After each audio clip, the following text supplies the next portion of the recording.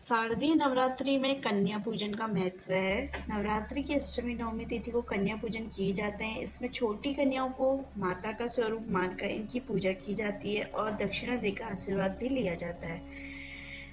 नवरात्र में दुर्गाष्टमी और नवमी के दिन कन्याओं को घर बुलाकर उनकी आवभगत एवं मान सम्मान किया जाता है। माना जाता है कि कन्याओं को देवियों की तरह आदर सत्कार और भोज कराने से माँ दुर्गा प्रसन्न होती हैं और अपने भक्तों को सुख समृद्धि का वरदान देती हैं। 9 कन्याओं को देवी के 9 रूप मानकर पूजन के बाद नवरात्रि व्रत पूरा होता है। चलिए जानते हैं नवरात्रि में क्यों पूजी जाती है कंजक और क्यों जरूरी होता है इनके साथ एक बालक।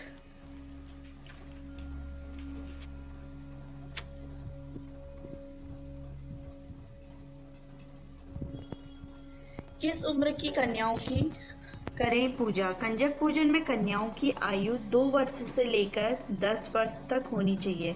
हमें हमेशा 9 कन्याएं पूजनी चाहिए जो माँ के 9 स्वरूप को दर्शाती हैं।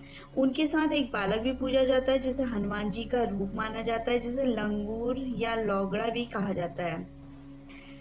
जिस तरह माँ की पूजा भैरव के बिना पूरी नहीं मानी जाती है, ठीक उसी तरह कन्या पूजन भी लंगूर के बिना अधूरा होता है।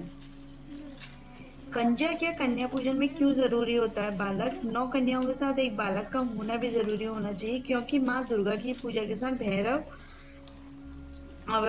भैरव की पूजा भी अवश्य की जाती है। यही कारण है कि नवरात्रि में 9 कन्याओं की देवी के स्वरूप मानकर पूजते हैं। वहीं बालक को बटुक भैरव के रूप में पूजा जाता है।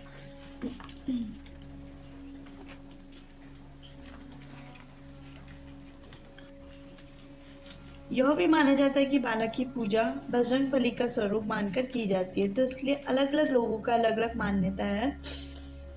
इसलिए कंजक के साथ बिठाए जाने वाले बालकों को लंगूर या लांगुरिया भी कहा जाता है। माँ की पूजा भैरव के बिना पूर्ण नहीं मानी जाती है। उसी तरह कन्या पूजन के समय एक बालक को भी भोजन कराना बहुत जरूरी होता है। कन्याओं का न हो शोषण। नवरात्रों में भारत में कन्याओं को देवी तुल्य मानकर पूजा जाता है, पर कुछ लोग नवरात्रि के बाद ये सब भूल जाते हैं। बहुत जगहों कन्याओं का शोषण भी होता है और उनका अपमान भी किया जाता है। आज भी भारत में बहुत से ऐसे क्षेत्र हैं जहाँ बेटियों के जन्म होने पर अच्छा नहीं माना जाता है। कई लोग तो दुखी हो जाते हैं बेटी के जन्म पर। ऐसा कब तक और क्यों हो रहा है। क्या आप ऐसा करके देवी माँ के 9 रूपों को अपमानित नहीं कर रहे। कन्याओं और महिलाओं के प्रति हमें अपनी सोच बदलनी पड़ेगी, तभी समाज में सुधार होगा। देवी तुल्य कन्याओं का सम्मान करें और इनका आदर करना ईश्वर की पूजा करने जितना पुण्य देता है।